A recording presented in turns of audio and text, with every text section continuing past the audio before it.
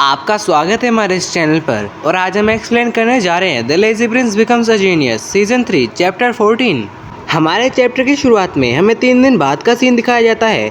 हम देखते हैं कि अपनी इलिया लिंडसे अपने एरन के साथ प्रैक्टिस कर रही होती है जिसमें वो स्वॉर्ड फाइट कर रहे होते हैं और उनकी फाइट देखकर हमें लग ही नहीं रहा होता कि ये प्रैक्टिस मैच है। उनकी फाइट काफ़ी ज़्यादा खतरनाक होती है जिसके एयर ब्लास्ट काफ़ी ज़्यादा खतरनाक होते हैं और साथ में अपने एरन के ऊपर इलिया लिंड से भारी पड़ रही होती है जिसके साथ ही अपने एरन के ऊपर अटैक कर उसे पीछे धक्का दे देती है और अपना एरन मन में सोच रहा होता है डेफिनेटली ये सच्ची में काफ़ी ज़्यादा ताकतवर हो चुकी है पहले से और अपनी इलिया तुरंत ही अपने एरन के ऊपर अटैक कर रही होती है, लेकिन अपना एरन मन में सोच रहा होता है जो फीलिंग्स इसने इग्नाइट के लिए दबा कर रखी थी अब वो खत्म हो चुकी हैं। इसने उसे ओवरकम कर लिया है और साथ ही अपनी जो इलिया है मुस्कुरा रही होती है जिसे अपना एरन देखता है, पर तुरंत ही अपनी इलिया लिंड से अपने एरन की तरफ आती है जिसको अपना एरन नोटिस करता है और लेकिन उसी वक्त इलिया लिंड से काफ़ी ज़्यादा खतरनाक अटैक अपने एरन के ऊपर कर देती है जिसकी वजह से जो अपना एरन है वो काफ़ी ज़्यादा स्पीड से दूर जाकर गिरने लगता है जिसके साथ ही जो अपना एरन है वो नीचे गिर जाता है। फिर अपनी इलिया लिंड से उसके पास आकर कह रही होती है आजकल जो हमारा स्पार मैच है उसमें तुम नीचे नहीं गिर जाते हो हार मानकर। उसके साथ ही अपने एरन की तरफ हाथ बढ़ा रही होती है और प्यार से कहती है चलो आज हम अपने इसे दिन कह सकते हैं, मतलब आज हम इसे एक दिन कह सकते हैं। और अपना एरन भी उसका हाथ पकड़ लेता है और बोलता है हाँ शर्माते हुए। साथ ही वो अपने मन में सोच रहा होता है ये बहुत ज़्यादा बुरा है, जब से मैंने अपनी फीलिंग्स को रियलाइज़ किया है तो जब भी मेरे को इलिया लिंड से मुस्कुरा कर देखती है तो मैं कुछ भी नहीं समझ पाता, मैं बिल्कुल फ्रीज हो जाता हूँ। जिसके बाद हमारा सीन शिफ्ट होकर हमें दिखाया जाता है कि शाम हो चुकी होती है और दोनों एक साथ मिलकर सनसेट को देख रहे होते हैं। फिर अपनी इलिया लिंड से अपने एरन से कहती है ये आज लास्ट दिन था और तुम कल चले जाओगे अपने टेरिटरी, है ना एरन। अपने एरन भी हाँ करता है और उसी के साथ अपनी इलिया लिंड से उसकी तरफ मुड़कर कहती है ये कितनी ज़्यादा शर्म की बात है, इतनी जल्दी हमारे दिन बीत चुके हैं। अपना एरन बिल्कुल शांत खड़ा होता है, साथ ही वो अपने मन में सोच रहा होता है शर्मा कर एंड तक में भी मैंने अपनी फीलिंग्स को उसको एक्सप्रेस नहीं किया है, क्या मुझे भी कह देना चाहिए? नहीं, अगर मैं जल्दबाजी करता हूँ और अगर उसने मुझे रिजेक्ट कर दिया तो जो हमारी अभी की रिलेशनशिप है वो ख़राब हो सकती है और बिना किसी प्रोग्रेस के मैं रिजेक्ट नहीं होना चाहता हूँ। लेकिन तभी अपने एरन बहुत ज़ोर से बोलता है इलिया। अपनी इलिया लिंड से भी काफ़ी ज़्यादा शौक हो जाती है। उसके साथ ही अपना एरन बोल रहा होता है मैं तुमसे, और वो हकला रहा होता है। साथ ही वो अपने मन में सोच रहा होता है मैं अपनी फीलिंग्स को बताने के लिए हिम्मत नहीं जुटा पा रहा हूँ। जिसके साथ ही वो लास्ट में कह देता है मुझे माफ़ कर दो, ये कुछ भी नहीं था। पर तभी जो अपनी इलिया लिंड से होती है वो अपने एरन की पीठ पर अपना हाथ रख लेती है और हम देखते हैं कि अपना एरन काफ़ी ज़्यादा शर्मा रहा होता है और उसी साइड हम देखते हैं कि अपनी इलिया लिंड से भी काफ़ी ज़्यादा शर्माते हुए मुस्कुरा रही होती है। फिर हमें पूरा सीन दिखाया जाता है कि जो अपनी इलिया लिंड से है उसने अपने एरन को गले लगा लिया होता है और अपना एरन काफ़ी ज़्यादा शौक होता है, साथ ही वो काफ़ी ज़्यादा खुश भी होता है मन में। और हम देखते हैं अपनी इलिया लिंड से काफ़ी ज़्यादा दुखी होती है जिसके बाद वो थोड़ी देर बाद अपने एरन को छोड़ देती है और फिर कहती है आपका काफ़ी ज़्यादा शुक्रिया कि आपने अपने प्रॉमिस को रखा हमारी फैमिली को विजिट करने के लिए। साथ ही वो काफ़ी ज़्यादा प्यारी सी एक स्माइल बनाती है और उसके साथ कह रही होती है और साथ ही तुम्हारा काफ़ी ज़्यादा शुक्रिया, तुमने मुझे इतने ज़्यादा इंजॉयबल डे दिए, मैं इनको कभी भी अपनी लाइफ में भूलूंगी नहीं। अपने एरन काफ़ी ज़्यादा शौक होता है और कुछ कहने वाला होता है पर कुछ कह नहीं पाता तो अपनी इलिया लिंड से वहाँ से जाते हुए कह रही होती है तो अब मैं चलती हूँ क्योंकि मुझे आपको कल जाने के लिए तैयारी भी जो करनी है। अपने एरन धीरे से बोलता है इलिया। उसके साथ ही अपनी इलिया लिंड से बिल्कुल वहाँ चुप खड़ी हो जाती है, वो कुछ नहीं कह रही होती है। लेकिन तभी वो अपने एरन से कहती है तुम्हें डांट पड़ सकती है क्योंकि अगर मैं यहाँ ज़्यादा देर तक इंतज़ार करूँगी इस वजह से। और इस बात को सुनने के बाद अपने एरन काफ़ी ज़्यादा शौक होता है, काफ़ी ज़्यादा शर्मा भी रहा होता है और अपनी इलिया लिंड से इसको कहने के साथ ही शर्मा कर भाग जाती है। और अपनी इलिया के जाने के बाद अपने एरन अपने पंच को काफ़ी ज़ोर से दबाते हुए कह रहा होता है मन में अगली बार डेफिनेटली मैं और भी ज़्यादा इम्प्रेसिव बन के दिखाऊंगा।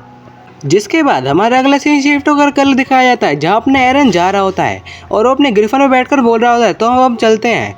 तो जो अपने जोशुआ लिंड से होते हैं वो कहते हैं हाँ बस चले जाओ, इतने बिजी पर्सन को रोकने की कोशिश मत करो। तो उसकी जो पत्नी होती है वो बोलती है डियर ऐसा कैसे कह रहे हो तुम। और जो अपना एरन होता है वो अपनी इलिया लिंड से कहता है इलिया तो अब मैं चलता हूँ, बाद में मिलते हैं। साथ ही वो अपनी इलिया लिंड से कहती है अच्छा ठीक है और अपना ध्यान रखना एरन।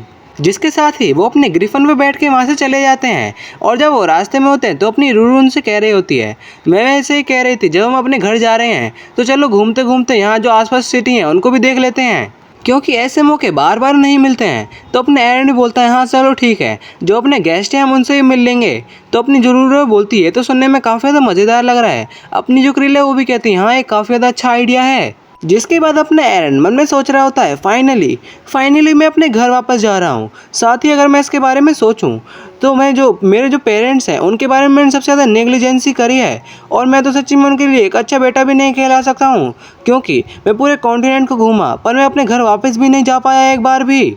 और इस बार जब मैं घर वापस जाऊंगा तो अब तक उन्होंने मुझे जितना भी प्यार दिया है मैं उन्हें वो सब दे दूंगा, और मैं उनके लिए बहुत कुछ करूंगा। और अपने एरन के साथ मुस्कुरा रहा होता है।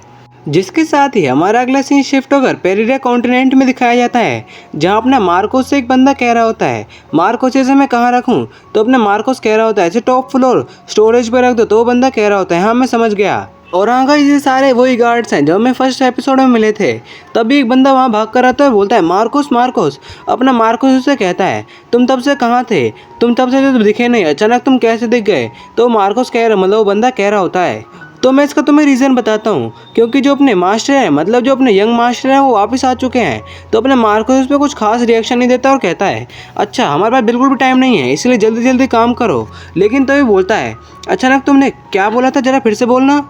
जिसके अगले सीन में अपने मार्कोस अपने एरन के ऊपर रो रहा होता है और बहुत ज़ोर से बोल रहा होता है यंग मास्टर, मैंने कभी भी नहीं सोचा था कि आप आ जाओगे, वो भी इतने हीरोइक टाइप से बनकर। सच में आप काफ़ी ज़्यादा अच्छे लग रहे हो। और तभी अपने एरन अपने मार्कोस से कह रहा होता है मार्कोस वैसे तुम जो काम कर रहे हो सभी अच्छा चल रहा है ना। अपना मार्कोस बोलता है हाँ यंग मास्टर, मैं जो भी कर रहा हूँ सब बढ़िया चल रहा है।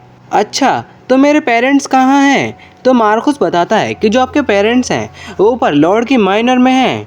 वैसे मार्कोस मैं तुमसे कुछ बात कहना चाहता हूँ। मैं ये कह रहा था कि मैं इतने समय बाद आया हूँ और मैं अपने पेरेंट्स को कुछ गिफ्ट देना चाहता हूँ, लेकिन मुझे समझ नहीं आ रहा, तो मुझे तुम्हारे ऑप्शन की ज़रूरत पड़ेगी, क्योंकि तुम उनके साथ काफ़ी लंबे समय से रहे हो तो मेरे से ज़्यादा तुम उनके बारे में जानते होगे, इसीलिए मैं पूछ रहा था। तो अपना मार्कोस एक जेंटल सी स्माइल देकर बोल रहा होता है यंग मास्टर सब सही है, आप सबसे ग्रेटेस्ट गिफ्ट अपने पेरेंट्स के लिए लेकर आए हो। तो अपने एंड कुछ समझ नहीं पाता और बोलता है मार्कोस तुम्हारा क्या मतलब है। लेकिन उसी वक्त बाहर से कोई बोलता है ए एरन, और उसे गालियां देते हुए कह रहा होता है हम फाइनली मिल चुके हैं। वो और कोई नहीं अपना वोल्केनस होता है, जो कि अपने एरन की स्वॉर्ड को बरिंग करके लेकर आ रहा होता है। अपने एरन उसे देखकर बोलता है वोल्केनस आखिरकार तुम कैसे हो, साथ ही तुम यहाँ कैसे आ गए।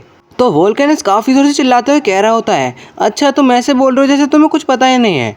एरन पूरा 1 साल बीत चुका है, तुम्हें अपनी स्वॉर्ड नहीं चाहिए जो तुम बनवाने गए थे। मैंने डेरिंकू में काफ़ी ज़्यादा ही वेट करा और मैं वेट ही करता रहा, तो जब ज़्यादा मेरे बर्दाश्त नहीं हुआ तो मैं यहाँ आ गया हूँ। तो अपना मार्कोस इसके बारे में बताते हुए कह रहा होता है 1 महीने पहले ही आया था और कह रहा था मैं यहाँ से तब तक नहीं जाऊँगा जब तक मैं एरन से नहीं मिल जाता, और तब से ही आपका इंतज़ार कर रहा है यंग मास्टर।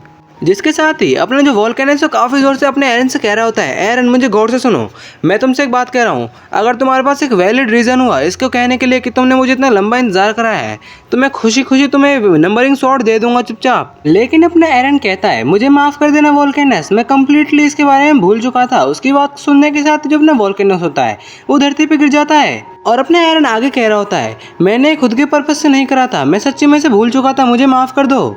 तो अपना वोल्केनस कह रहा होता है इतने बेकार रीज़न के लिए खैर छोड़ो, तुम होनेस्ट रहे इसलिए मैं तुम्हें इस बार के लिए जाने देता हूँ। साथ ही वो मन में कह रहा होता है मैं ये भी क्या कह रहा हूँ, क्योंकि ये इसी के लिए बनी है स्वॉर्ड इसलिए मैं इसी को दूंगा और किसी को दे भी तो नहीं सकता।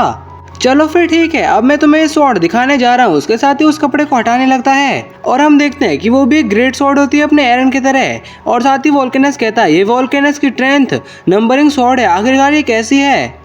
और वोल्केनस की ऐसी स्वॉर्ड को देखने के बाद जो बाकी के 2 ब्लैकस्मिथ होते हैं उनमें से बड़ा वाला कहता है तुमने इस स्वॉर्ड को इतने ज़्यादा अच्छे तरह से छुपा के रखा था, चलो अब तो हम इसे देख पाए। दूसरा वाला कहता है इसे सिर्फ एक नज़रिए से देख कर ही बता सकते हैं कि एक मास्टरपीस है और साथ ही ये काफ़ी ज़्यादा अच्छा है। और जब ना वोल्केनस होता है वो काफ़ी ज़्यादा खुश हो जाता है और बोलता है ऑफ कोर्स, तुम्हें क्या लगता है किसने बनाई होगी। लेकिन तभी अपनी रूरू कहती है हाँ ये स्वॉर्ड कूल है, लेकिन अपने एरन की ओरा स्वॉर्ड इससे भी ज़्यादा कूल है। तो अपना वोल्केनस जोर से बोलता है ये तुम क्या कह रहे हो, ऐसी नॉनसेंस बातों को मत कहो, ये उस स्वॉर्ड से काफ़ी ज़्यादा बेहतर है जो तुमने हमें पहले दिखाई थी। साथ ही ये स्वॉर्ड इसीलिए बनाई गई है ताकि एरन की जो ग्रेट स्वॉर्ड है उसे सरपास किया जा सके। तो अपनी रूरू कहती है जो अपने एरन की ग्रेट स्वॉर्ड थी उसका एवोल्यूशन हो चुका है, इसे देखो। तो उसे देखकर तो अपना वोल्केनस भी काफ़ी ज़्यादा शौक होता है। जब अपना एरन अपनी ग्रेट स्वॉर्ड को बाहर निकालता है वो बिल्कुल गोल्डन गोल्डन लग रही होती है। और इस स्वॉर्ड को देखते के साथ ही जो बाकी के 2 ब्लैकस्मिथ होते हैं वो काफ़ी ज़्यादा शौक हो जाते हैं। उनमें से पहला वाला कहता है ये तो बिल्कुल इनसेन है, दूसरा वाला बिल्कुल शौक हो जाता है, उसके मुँह से कुछ निकलता ही नहीं है। जिसके बाद वो दोनों अपने एरन की स्वॉर्ड के पास आते हैं और बोलते हैं, इसे देखो ये कितना ज़्यादा एलिजेंट स्वॉर्ड है, मैंने पहले कभी भी ऐसी कोई चीज़ नहीं देखी है। और जो दूसरा होता है वो कहता है, इसे छू कर देखो, इसे फील कर कर देखो, इसकी परफेक्टनेस, ये बिल्कुल परफेक्ट बैलेंस है। जिसके बाद उन दोनों के दिमाग में एक बात ही आती है और वो दोनों एक साथ कहते हैं, ये एक मास्टरपीस है जो कि इस एरा की सबसे ग्रेट स्वॉर्ड है और शायद ये एक लेजेंडरी स्वॉर्ड है जो कि इस एरा को रिप्रेजेंट करेगी। और तो और इसने तो अपने वोल्केनस की सबसे बेस्ट नंबरिंग स्वॉर्ड को भी सरपास कर दिया है। फिर जब वो दोनों वोल्केनस को आवाज़ लगाते हैं तो हम देखते हैं वोल्केनस काफ़ी शॉक हो चुका होता है। वो दोनों कह रहे होते हैं, वोल्केनस क्या तुम ठीक हो? लेकिन उसी वक्त जो अपना वोल्केनस होता है वो बेहोश होकर नीचे गिर जाता है और बस वो दोनों यही कह रहे होते हैं, वोल्केनस वोल्केनस क्या तुम ठीक हो? जिसके साथ ही अपनी क्रिल कहती है, हमें इसे सबसे पहले नियरेस्ट रूम में लेकर जाना पड़ेगा, इसीलिए मार्कोस मेरी मदद करो। मार्कोस कहता है मैं समझ गया। और जो बाकी के दो ब्लैकस्मिथ होते हैं वो बोलते हैं, वोल्केनस हमें छोड़कर मत जाना, हम तुम्हारे साथ रहेंगे, वोल्केनस वोल्केनस। और जब अपना एरन क्रिल से कहता है, क्रिल के मैं तुम्हारी मदद करूं, तो अपनी क्रिल तुरंत ही मना कर देती है और बोलती है, इसे मिरवे और मार्कस के ऊपर छोड़ दो और साथ ही तुम लॉर्ड के माइनर में जाओ ब्रदर। तुम्हें उन दोनों बंदों को देखना जरूर चाहिए जिन्होंने तुम्हारे लिए सबसे ज़्यादा इंतजार किया है। जिसके साथ ही वो मुस्कुराकर अपने एरन को बता रहे होते हैं और अपना एरन काफ़ी खुश हो जाता है उस बात को सुनने के साथ ही। फिर हम अगले सीन में देखते हैं कि अपना एरन अपने फादर मदर के पास चले आता है और वो बोलता है, फादर मदर मैं वापस आ चुका हूँ। जिसके साथ ही वो अपने मन में सोच रहा होता है, मुझे नहीं पता कि मुझे कहाँ से स्टार्ट करना चाहिए। और फिर अपना एरन बोलता है, मुझे माफ़ कर देना, इतने समय तक मैं तुमसे दूर रहा और तुम्हारे टच में नहीं रहा और मुझे ये भी नहीं पता कि जो मैं गिफ्ट लाया हूँ क्या तुम्हें पसंद आएंगे। लेकिन तभी जो एरन की मदर होती है तुरंत ही आकर अपने एरन को गले लगा लेती है और वो रोते हुए अपने एरन से कह रही होती है, मैं काफ़ी ज़्यादा खुश हूँ कि तुम सेफली घर आ चुके हो। फिर अपने एरन के फादर भी अपने एरन को गले लगा लेते हैं और कहते हैं, तुमने काफ़ी ज़्यादा मेहनत करी है मेरे बेटे एरन, तुम्हारा काफ़ी ज़्यादा वेलकम है हमारे घर में। और ये सब चीज़ें बिल्कुल अचानक से हुई होती हैं और अपना एरन बिल्कुल भी समझ नहीं पा रहा होता, वो बिल्कुल शॉक होता है। लेकिन तभी उसकी आंखों में से आंसू आ जाते हैं और बोलता है, मार्कोस मैं तुम्हारी बात को अब समझ चुका हूँ कि तुम क्या कह रहे थे। सबसे ग्रेट गिफ्ट मेरे फादर और मदर के लिए वो मैं ही हूँ। जिसके बाद वो अपने मदर फादर को गले लगा लेता है और कहता है, मदर फादर मैंने आपको सच में काफ़ी ज़्यादा ही मिस करा था। जिसके साथ ही हमारा अगला सीन शिफ्ट होकर 3 दिनों के बाद दिखाया जाता है। वो दोनों ब्लैकस्मिथ अपने वोल्केनस के रूम के बाहर होते हैं और बोलते हैं, वोल्केनस मुझे पता है कि तुम जाग रहे हो, इसीलिए हमको आंसर करो। दूसरा वाला कहता है, आखिरकार तुम कितने समय तक इसके अंदर ही बंद रहोगे? तो वो अपने दूसरे बंदे से कहता है, आखिरकार पहले से भी क्या ऐसी कोई चीज़ हुई है? तो दूसरा वाला बंदा कहता है, नहीं ऐसा कभी नहीं हुआ।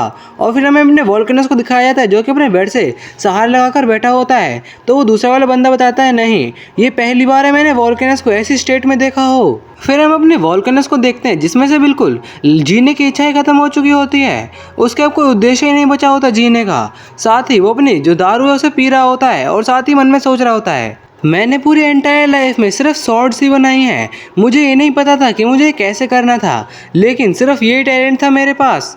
जितना ज़्यादा लंबा समय मैंने स्वॉर्ड बनाने में लगाया और जितना टाइम मैंने इसको दिया उसके वजह से मैंने जो फायर थी उसे एंड्योर कर लिया था और मैं रोज़ सर्वाइव कर लेता था। और फिर वो अपने उसी नंबरिंग स्वॉर्ड को देखकर मुस्कुरा रहा होता है और अपने मन में कह रहा होता है, मैंने इतनी ज़्यादा मेहनत करी इस स्वॉर्ड को बनाने के लिए और जब मैंने इस स्वॉर्ड को देखा तो मुझे लगा था कि सबसे ज़्यादा बेस्ट स्वॉर्ड होगी अब तक की। यही मेरी जीने की इच्छा है और यही मेरा पाथ है जिसे मुझे आगे चल के फॉलो करना है। और वो कह रहा होता है, ये मेरी लाइफ है, मैंने शपथ ली है कि मैं अपनी पूरी लाइफ मतलब एंटायर लाइफ में स्वॉर्ड को बनाने के लिए लगा दूंगा। लेकिन वो गोल्डन ग्रेट स्वॉर्ड, उसे जैसे ही मैंने देखा तो मेरे अंदर जो भी इच्छाएं थी वो सारी कम्प्लीटली ख़त्म हो चुकी थी। उसके आते के साथ ही सब चीज़ें बदलने लगी, सब चीज़ चेंज हो चुकी हैं। और जो मेरी नंबरिंग स्वॉर्ड थी, जो 10th नंबरिंग स्वॉर्ड थी, जिसे मैंने अपनी पूरी एंटायर लाइफ लगा के जितना मैंने एफर्ट लगाया था उसे बनाया था, नहीं वो ग्रेट स्वॉर्ड तो इतनी ज़्यादा ग्रेट है कि मैंने अब तक जितनी भी स्वॉर्ड्स बनाई हैं उस स्वॉर्ड ने उन सभी को सरपास कर दिया है। और जिस मोमेंट पे मैंने उस स्वॉर्ड को देखा था इमीडिएटली मैंने रियलाइज़ कर लिया था कि मैं ऐसी स्वॉर्ड कभी भी नहीं बना पाऊँगा। मैं अब बिल्कुल कोई भी नहीं हूँ, मेरे पास अब कोई चीज़ बची भी नहीं है। मुझे अब ऐसा महसूस हो रहा है कि जो मेरी पूरी लाइफ थी वो बिल्कुल ख़त्म हो चुकी है। मैंने पूरी लाइफ में जो भी कुछ अचीव किया था वो सब का सब मुझे मीनिंगलेस लग रहा है। अब मुझे ऐसा महसूस हो रहा है, साथ ही अब मुझे नहीं लगता कि मैं वापस पहले की तरह खड़ा हो पाऊँगा। मैं अब हो चुका हूँ, मेरा सब कुछ हो चुका है, मैं बिल्कुल फिनिश हो चुका हूँ। और हाँ गाइस, मैं कहना तो नहीं चाहता, लेकिन जो ये चैप्टर है वो बहुत जल्दी ख़त्म हो चुका है, क्योंकि मेरे पास बिल्कुल भी टाइम नहीं था कुछ दिनों से। मैं कुछ दिनों से बाहर था और मेरे पास बिल्कुल भी टाइम नहीं था पूरी वीडियो बनाने का, लेकिन फिर भी मैंने थोड़ी थोड़ी करके बनाई और आपको अपलोड कर दी, ताकि आप थोड़ा तो कुछ देख पाओ। इतने दिनों से मैंने कोई वीडियो भी अपलोड नहीं करी है। और साथ ही गाइस, मैं आपसे सच में काफ़ी ज़्यादा माफ़ी चाहता हूँ, क्योंकि मैंने कुछ दिनों से वीडियो नहीं घेरी है और ये सीरीज़ के काफ़ी ज़्यादा लास्ट चैप्टर चल रहे हैं। और हाँ गाइज, जो descent of the demonic master जो सीरीज़ है उसके सिर्फ अब तक 35 चैप्टर ही भाई ने अपलोड किया है, मतलब एक्सप्लेन करे हैं, और उसके टोटल 171 चैप्टर हैं। गाइज आप समझ सकते हो ना कितने ज़्यादा चैप्टर हैं वो। उनसे तो लगभग 20 घंटे के आसपास की वीडियो बन जाएगी, जो कि काफ़ी ज़्यादा होती है गाइज। और सच में मैं पूरी मतलब उम्मीद करूँगा कि उसमें पूरे अच्छी तरह से एक्सप्लेन करूँ, और साथ ही आप मुझे काफ़ी ज़्यादा सपोर्ट करोगे। और मुझे सच में माफ़ कर देना गाइज, मैंने इतना ज़्यादा टाइम लगा दिया है वीडियो को बनाने में। और हाँ, मैं आज के बाद से इतना ज़्यादा लेट नहीं करूँगा, लेकिन जब मेरे को प्रॉब्लम होगी तो मैं आपको लाइव स्ट्रीम में बता दूंगा। और साथ ही गाइज़, काफ़ी सारे बंदों ने कमेंट करा था कि हाँ भाई आप लाइव देखना चाहते हो, तो हाँ गाइज़, कल मैं थोड़ी कोशिश करूँगा तो 5-6 बजे के आसपास मैं लाइव को चालू कर सकता हूँ, तो इसीलिए रेडी रहना। और अगर ना हो तो गाइज़ सच में कान पकड़ कर माफ़ी मांगता हूँ आपसे।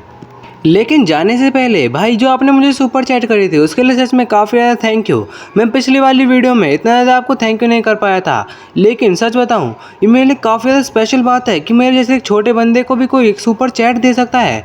और भले ही वो 40 रुपये हों, लेकिन सुपर चैट तो भाई सुपर चैट हो सकती है, वो एक तरह से आपका प्यार है जो आप मुझे देते हो। और सच में गाइज़, मुझे सच में जानकर काफ़ी ज़्यादा खुशी हुई कि मुझे आप जैसे इतने प्यारे लोग मिले सपोर्ट करने के लिए, जो कि इतने ज़्यादा अच्छे हैं। और हाँ, अब आप जा सकते हो, लेकिन जो मैं वीडियो है इसको मैं थोड़ा लंबा करने के लिए बैकग्राउंड में म्यूजिक लगा दूंगा, ताकि थोड़ी लॉन्ग हो जाए, तो इसीलिए मुझे भाई बुरा बुरा मत कहना। और हाँ गाइस, वैसे मेरी बहुत ज़्यादा गलती है, तो इसीलिए बाय, और हाँ कल मिलते हैं।